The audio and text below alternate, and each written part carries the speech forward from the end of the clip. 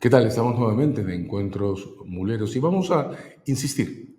Hay 49, casi 50 muertes por las que el gobierno tiene que dar explicaciones. No vamos a cejar en ese empeño. Tenemos además ahora acumuladas las muertes de protectores del ambiente.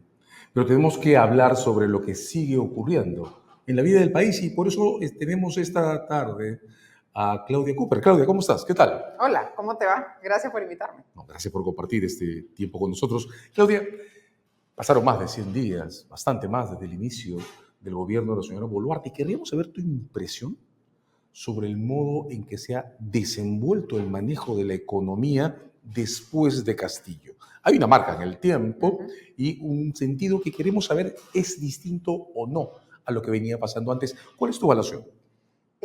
Mi evaluación es que en el manejo de la economía es que hemos retomado por lo menos la capacidad técnica, ¿no es cierto?, en el manejo económico. Yo creo que inclusive el gobierno de Castillo nunca se llegó a perder. Creo que el MEF fue uno de los baluartes, pero al tener el resto de... Pero siempre había el riesgo, ¿no?, de que en qué momento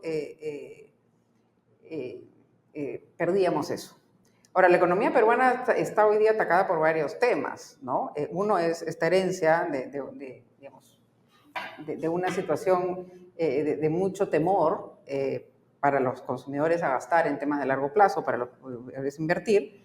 Creo que si bien se ha recuperado cierta estabilidad, tenemos el tema climatológico, tenemos el tema político, y creo que el gobierno ha tomado una posición hacia recuperar por lo menos el interés en que el sector privado sea quien nos empiece a generar una recuperación.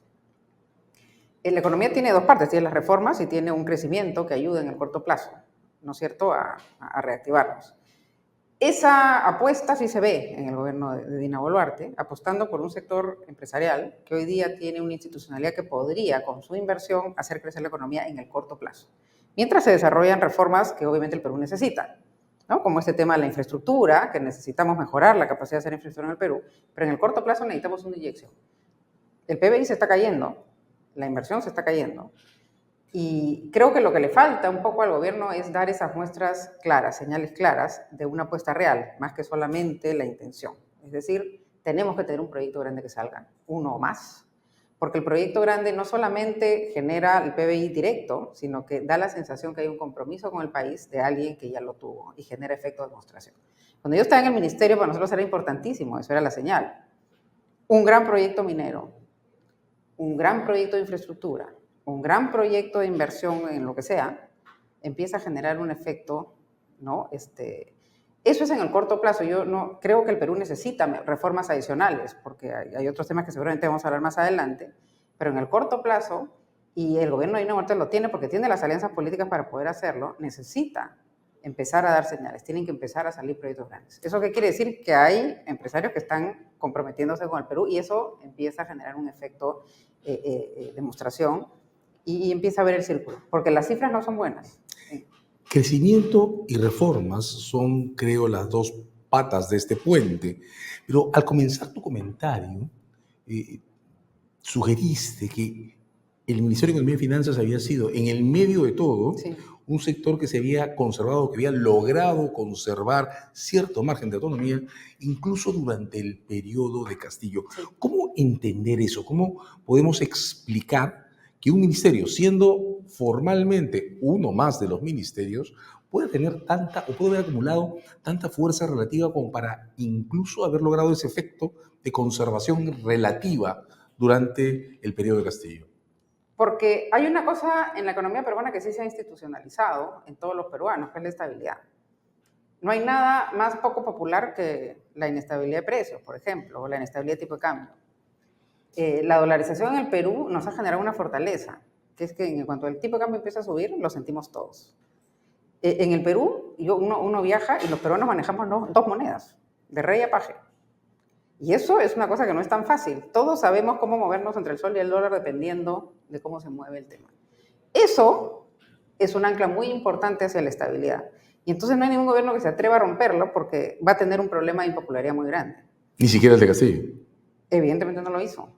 En cuanto el cambio empezó a subir, inmediatamente se dieron cuenta que eso era mucho más complicado de hacer de lo que parecía, porque todos los peruanos ya sabemos lo que implica la estabilidad. Pasamos por el trauma de la hiperinflación en los 80. Muchos no se acuerdan, pero en el tipo de cambio es un elemento...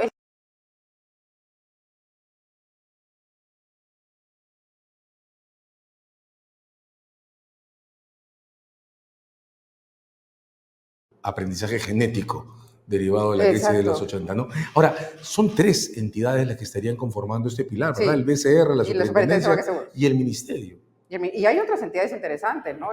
COFIDE, el Banco de la Nación, que pueden tener todos sus problemas, pero en realidad el sector economía es un sector que de alguna manera, porque la estabilidad bancaria también es importantísima, ¿no? Entonces, en el momento que eso se empieza a quebrar, el cambio sube y todos empezamos a decir, ojo, hay que tener acá cuidado.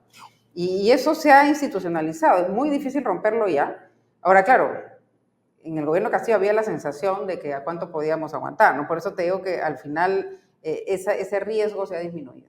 Un nivel de exposición objetivo era el que registramos.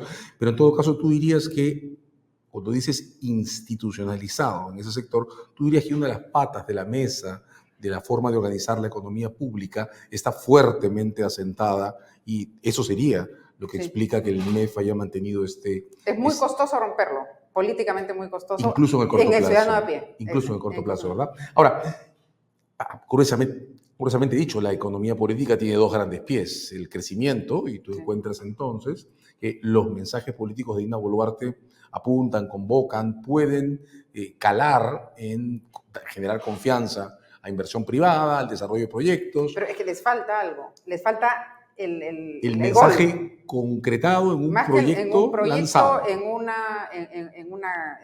un proyecto, en una decisión, algo que implique, tú lo ves en el discurso político, pero a nivel más técnico todavía no se ve el gol, ¿no? Falta tomar pie, más allá de solamente el sector público, porque lo que sí vemos es vamos a destrabar las inversiones públicas, vamos a ponerle millones a la economía.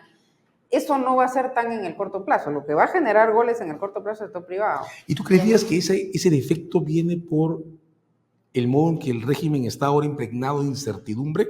Me refiero, por ejemplo, a la cuestión del tiempo. El régimen ha empezado a mostrar señales de poder durar hasta el 26, todavía con puntos suspensivos hace muy poco. Hasta hace 2 meses, el tema en discusión era el adelanto de elecciones generales. ¿La incertidumbre en el tiempo afecta la posibilidad, es una pregunta, de concretar esas señales a las que llamas el gol? No, yo creo que falta un poco darse cuenta de que hay cosas más pedestres que se requieren hacer, ¿no? No es tanto el gran anuncio, sino tiene que haber una cosa tangible, materializada. El simplemente decir tengo la voluntad no resuelve. Hay que tratar de... Yo me acuerdo en la época nuestra no era fácil, inclusive era un gobierno bastante de derecha, y no era fácil sacar los proyectos, porque el funcionario además muchas veces tiene miedo, ¿no? De hecho, destrabar entró como... La palabra destrabar ya se ha vuelto, ¿no?, un tema, por eso no la quería decir, porque en nuestro caso fue muy complicado. Pero hay que empezar a meter un gol y ver la posibilidad de que ese funcionario sienta que políticamente tiene respaldo. Sin, obviamente, teniendo todos los controles y toda la transparencia que se necesita. Pero hay proyectos, y el Banco Central los tiene listados, que hay que empezar a sacar, y yo creo que son bastante saludables, ¿no? Ahí no va a haber ninguna, pero hay que empezar a mirarlos y empezar a dar el soporte político para que esos proyectos salgan, ¿no? Soporte político era la razón por la que te mencionaba como interferencia esta cuestión de la incertidumbre. Tiene un apoyo político suficiente. No tiene el apoyo probablemente de la población, que le falta, pero apoyo político tiene, y tiene del sector que le va a ayudar en eso, ¿no? Por lo pronto del Congreso y por lo pronto de un sector importante del empresariado. Sí. Las lluvias y la enorme secuela que han dejado en este verano constituyen una fuente de interferencia que puede estar afectando este proceso de concreción que reclamas. Para eso no, digamos, para el tema del proyecto, de tener un gol, de ver qué cosa emblemática quiero sacar, no. El problema sí es más complicado, es en el apoyo a la población, que es el gran talón de Aquiles del gobierno. Hay que mostrar gestión ahí porque necesita ella apoyo popular. Pero más bien yo sí creo que tiene las alianzas políticas necesarias. Lo que le falta es apoyo popular, y ahí sí es donde puede ser digamos, donde va a tener que atacar el tema de una buena gestión en el tema climatológico. Y donde podrían estarse concentrando los efectos de estas 2 interferencias: incertidumbre en el tiempo, todos los problemas que han habido en provincias, ahora las inundaciones. Pero pasemos a la otra parte de la agenda. Reformas institucionales. ¿Cuánta capacidad ves en este gobierno para lanzar un programa de reformas mínimas que puedan resolver esa discusión que se ha tenido todo este periodo sobre la insuficiencia del solo crecimiento para sostener ya no solo la economía, sino al país como un país viable, integrado? Yo creo que no le podríamos pedir solo al gobierno eso. Creo que tú y yo, los economistas, los empresarios, tenemos que empezar a discutir cosas distintas, ¿no? El Perú es un país bien raro, es un país donde más de 2/3 de la población vive completamente fuera de todas las discusiones que estamos teniendo tú y yo. Y si no empezamos cómo abordar eso, cómo incluir a la gran mayoría en un proceso moderno de crecimiento, en un proceso moderno de progreso, en lo que vamos a terminar es deteriorándonos cada vez más. Lo que hablamos del norte y de las lluvias es que tenemos un sector público absolutamente desinstitucionalizado para poder atender el tema. La inversión pública cada día se ha convertido en algo más inoperante. Y eso han sido sucesivos gobiernos que han buscado bajar el estándar, ¿no es cierto?, de esa infraestructura pública. Y lo que estamos teniendo hoy día es el resultado de eso. Así quiera, ahí necesitamos una reforma mayor. Y que implica el sector empresarial, porque ¿quién va a ejecutar eso? Son las empresas. Entonces, ahí tenemos un problema más grande. Pero todos tenemos que empezar a discutir políticamente cómo incorporamos a la gran mayoría del sector económico del país. Hace poco Eduardo Galeán decía en un texto que publicó al final de la pandemia que la única forma de retomar una agenda de reformas es generar las reformas desde la sociedad civil, gremios, sindicatos, población organizada, generar demandas que puedan movilizar al sistema político. Veo que estás en mucho coincidiendo con eso, pero mencionaste un tema que creo que es clave en este momento, pensando en crecimiento, pensando en reformas y pensando en viabilidad política. Lo que hemos venido llamando informalidad. ¿No sientes que la economía pública ha estado en estos últimos 20 años muy concentrada en la mirada capitalina de las cosas, en la mirada hacia lo formal, donde está el ámbito de lo recaudable, y mirando muy poco cómo ha venido desplegándose el país en general? Sí, y sobre todo que al tener un desconocimiento de cómo funciona el sector informal, de lo con el cual yo me incluyo, todas nuestras, digamos, aproximaciones al tema ha sido incorporarlos vía una reducción de estándares. Flexibilizando reglas. Flexibilizando. En la inversión pública ha sido clarísimo, ¿no? Hemos dicho, bueno, yo te doy el dinero y tú ejecutas, y hemos creado una actividad empresarial alrededor de eso, que no está en la capacidad de hacer la infraestructura con la capacidad que se necesita, digamos, la calidad que se necesita. En el tema tributario hemos creado una cantidad de regímenes que no formalizan nada, con la idea de, en teoría, incorporar a un sector, y lo único que ha hecho es distanciarnos cada vez más, porque tenemos un sector que tiene un régimen en ambas cosas, en el tema de construcción o de inversión de infraestructura y en el tema tributario. Cada día somos un país más esquizofrénico, porque la incorporación no es crear dos regímenes, crear dos tipos de ciudadanos, o dos tipos de empresas, digamos, ¿no? Tenemos que empezar a discutir, y eso no lo estamos teniendo, y no lo vamos a traer ni de Francia, ni de Alemania, ni de Estados Unidos, porque es una particularidad nuestra, y vamos a tener que ser creativos en eso. Es como que tuviéramos que terminar de hacernos cargo de ser el país con una tasa de informalidad tan alta que ya es difícil usar la palabra, ¿verdad? Porque te confieso que la construcción de informalidad a mí me sigue denotando que hablamos de marginalidad. ¿No? Y en este país, el 80% del país no puede ser marginal, el 20% restante. Nosotros somos los marginales. Correcto. Entonces tenemos que volver a ese enfoque. ¿Tú crees que proyectos o programas como el que intentó la formalización de la minería no regulada, o programas como el que intentó titular la vivienda invadida, agregan ahora que estamos intentando cambiar la mirada, o hay que repensar también en ese tipo de acciones públicas? Yo creo que hay que repensarlo, porque todos esos, digamos, todos estos intentos que hemos tenido, tenemos que empezar a generar la confianza, ¿no? Lo que tenemos es que son regímenes muy impuestos en normas. Esa es otra cosa en la que yo también caí, como era, creemos que sacando normas solucionamos todo, ¿no? Y entonces hay las miles de reformas que se hacen legislativas para, en teoría, cambiar al país, y no cambiamos nada. Lo que estamos haciendo es haciendo la brecha cada vez más alta, cada vez más difícil interpretar cuáles son las reglas de juego, porque no... Entonces hay que estar presente en las regiones, hay que entender exactamente qué es lo que necesitan, porque al final estamos hablando de un país profundamente emprendedor. Y ese país profundamente emprendedor tiene que tener una regla de juego que nos permita unirnos y no generar cada día una brecha más entre el sector formal grande, absolutamente productivo y competitivo a nivel internacional, y ese otro Perú que no conversa para nada con... Y cada día nos estamos separando más. Claudia, tú has sido ministra de Economía y ahora, por una serie de razones, estás viajando mucho hacia el Ujú. interior del país. Sí. ¿Cambia tu mirada esa interacción permanente con población, con sectores, con ciudades en formación, con otro ambiente que está fuera del ámbito en el que se mueven cosas como el Ministerio de Economía y Finanzas? Sí, en diferentes ámbitos. Yo trabajé mucho en el sector financiero y, por ejemplo, hay una parte que el sistema financiero sí entendió. La regulación digital en el sistema financiero para el Perú ha sido transformadora y creo que si la comparas con el resto de la región ha sido realmente importante. Todos los peruanos usamos ahora algún tipo de medio digital para pagar. Eso, cuando uno empieza a ver que hay cierta formalización, yo creo que se debe a eso. Y el sector bancario entendió, a la hora de lidiar todo el tiempo con MIPES, que tenía que darles un servicio que las beneficiara, o sea, que realmente las ayudara, y no era un tema de simplemente no te doy ningún... En el sector minero sí hay la posibilidad, porque estamos conviviendo, ¿no es cierto?, con como te digo, una cantidad de empresas privadas pequeñas alrededor de esas minas, absolutamente interesante como para crear algún tipo y separar las buenas de las malas, porque hay de todo, como en todas partes, ¿no? Tenemos que empezar a generar algún tipo de modelo, ¿no es cierto?, que nos permita hacer que esas empresas crezcan, sean competitivas y, y que puedan generar infraestructura de calidad. Porque esa es la demanda. Hay una creación de empresas gigantescas, todas alrededor de la creación de infraestructura.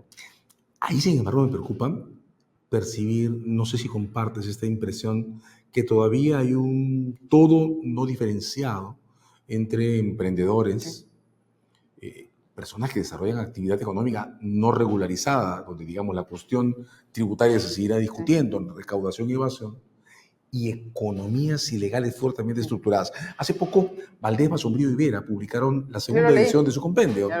Y una de las cosas sorprendentes que tiene es el modo en que se ha reacomodado la lista de economías ilegales con mayor tasa de acumulación estimada. La minería ilegal resulta ahora casi 2 veces más potente que el narcotráfico interno en esa lista.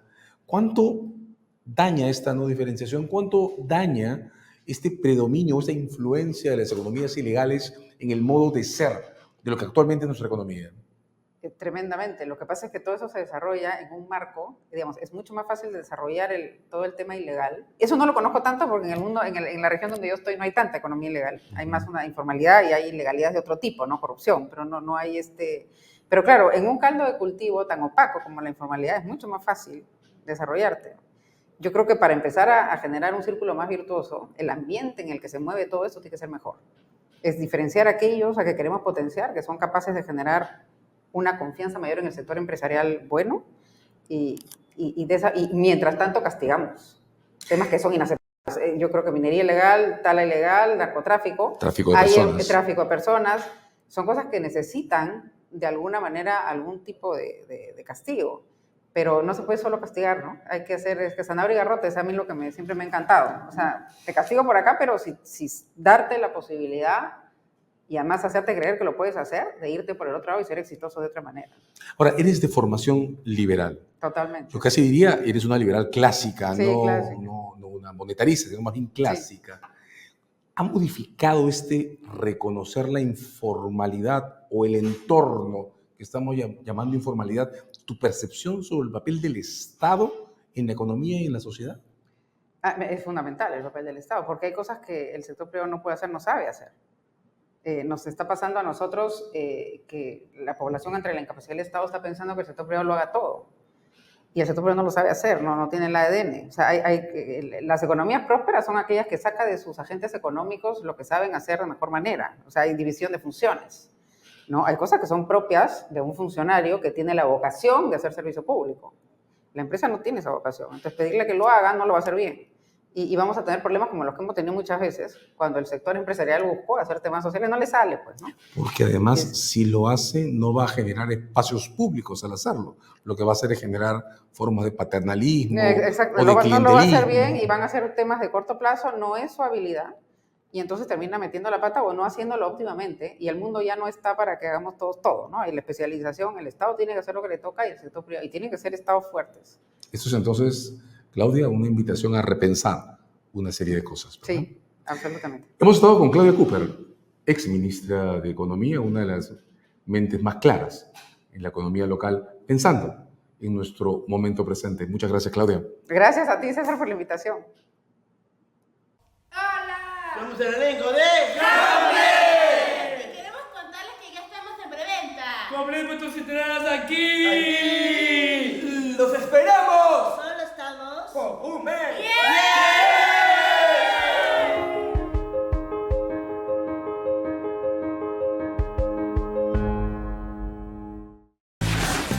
Suscríbete a nuestro canal de YouTube y activa la campanita para que estés al día de toda nuestra programación.